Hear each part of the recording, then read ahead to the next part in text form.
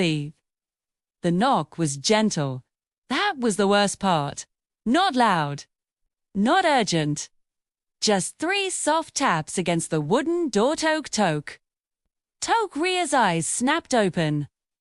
Her phone screen glowed on the nightstand. 3:17 a.m. She held her breath, listening. The apartment was silent, except for the hum of the refrigerator. Then, another knock. Toke, toke, toke. Her chest tightened. Norby knocked like that at this hour. Ria crept to the door, heart pounding. She peeked through the peephole. Nothing. Just the dim, empty hallway.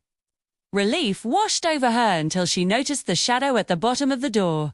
Thin, unmoving. Like someone standing too close to be seen. "Hello," she whispered. Silence. Her phone buzzed. A message from an unknown number. "I don't like being ignored." "You opened the door last time." Her blood ran cold. She had never opened the door.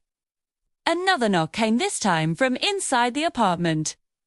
Behind her bedroom door, Ria didn't turn around. She couldn't. The knock behind her bedroom door came again, slow, deliberate. Toke, toke, toke. But her bedroom door was always open.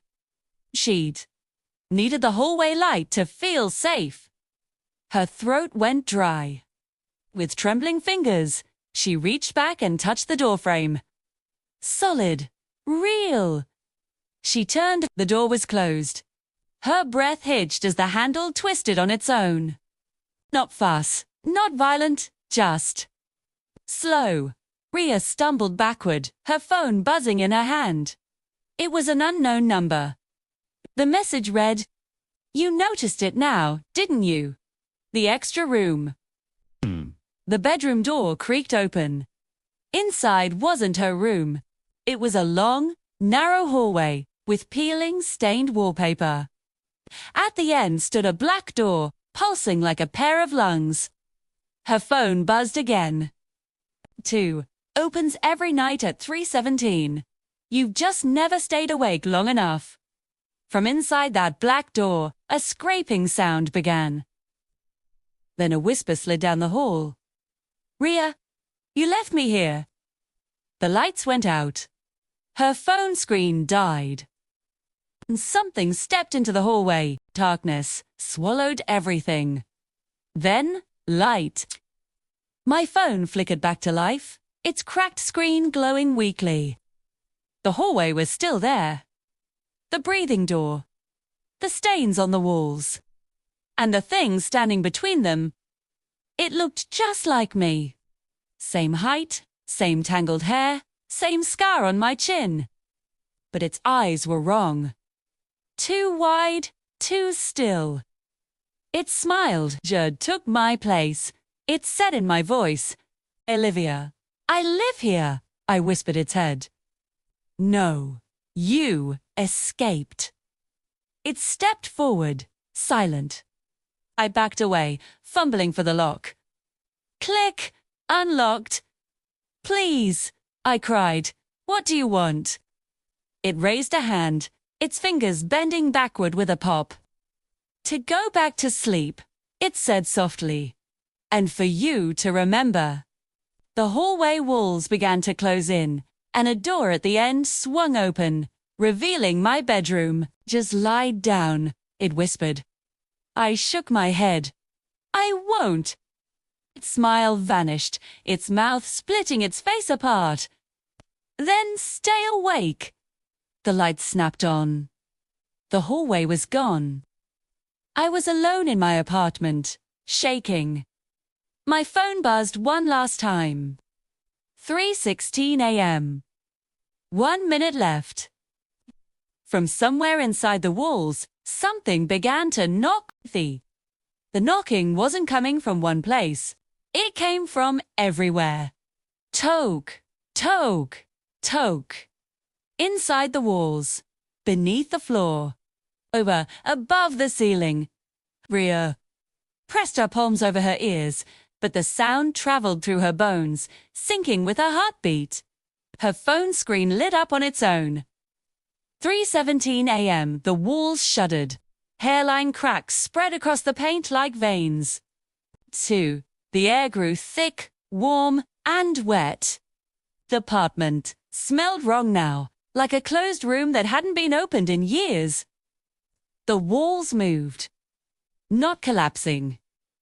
Breathing. They expanded slowly, then contracted. In and out. Rhea screamed. The bedroom door slammed shut behind her. Her phone buzzed again. This is the part where most people give up. Don't worry. It doesn't hurt once you stop fighting. A hand pushed through the wall beside her, emerging from it. Then another, and another. From inside the walls came muffled voices, whispering, begging, screaming. Her phone vibrated one final time. 3:18 a.m. The floor gave way. Rhea didn't fall. She hovered. Suspended in darkness, weightless, like time had forgotten her. Her phone floated beside her, its screen still glowing. 3:18 a.m. The numbers didn't change. A dim light appeared below, revealing thousands of rooms. Apartments, bedrooms, hospital wards. Each had someone awake inside, crying or staring at the door. She landed in one. A man sat on the bed, rocking back and forth. They said if I stayed awake, I'd be safe, he muttered. They lied. The door creaked open. A tall, flickering absence stood there. It crossed the room in a single step, pressed a hand to the man's forehead, and he went still. Rhea was pulled backward, falling through room after room, seeing the same horror again and again. 3:17 became 3:18. Stay awake, be taken. Finally, she slammed into her own apartment. Her body lay on the bed, eyes open. The thing wearing her face stood beside it. We don't hunt sleepers, it said. We replace the ones who wake up. It looked at her floating form. Whispered, it's almost 3:19. The phones ticked. 3:19 a.m. The sound was deafening. Rhea gasped and slammed back into her body. Air tore into her lungs. She bolted upright, screaming, drenched in sweat. But wait! Morning light streamed through the window. Her alarm clock blinked 7:02 a.m. It was just a nightmare. Relief washed over her as she laughed, then cried. Her apartment was normal, silent. She stumbled to the bathroom, her legs still shaky. The mirror was slightly fogged. She wiped it clean with her hand. Her reflection smiled back at her, but she hadn't smiled. The smile widened, unnatural. Her phone buzzed on the counter. An unknown number. You made it past 3:18. That means you're ready. She stared back at the mirror. Reflection raised a finger and pressed it against the glass from the inside. Don't worry, it whispered in her voice. You only switch places once. Then, somewhere in the apartment, Toke, Slay. 3 weeks later, the neighbors complained. Not about screams or blood, but about the knocking. Every night, at exactly 3:17 a.m., soft taps echoed through the third floor. Toke. Toke when the landlord finally unlocked Rhea's door. The apartment was spotless. Bed neatly made, phone charging on the nightstand, its alarm set for 3:16 a.m. Rhea just sat on the edge of the bed, awake, her eyes wide and unblinking. Medical reports said she was alive, but completely unresponsive. She never slept, never spoke, never reacted. Except once. At 3:17 a.m., a nurse noticed Rhea turn her head, smile, and whisper, I opened the door, this time. That same night, a new patient arrived, a young woman, shaking, confused, swearing she'd just woken up from a nightmare. She asked the nurse one question. What time is it? The nurse checked the clock. 3:16 a.m. and somewhere down the hall. Toke, toke. And now,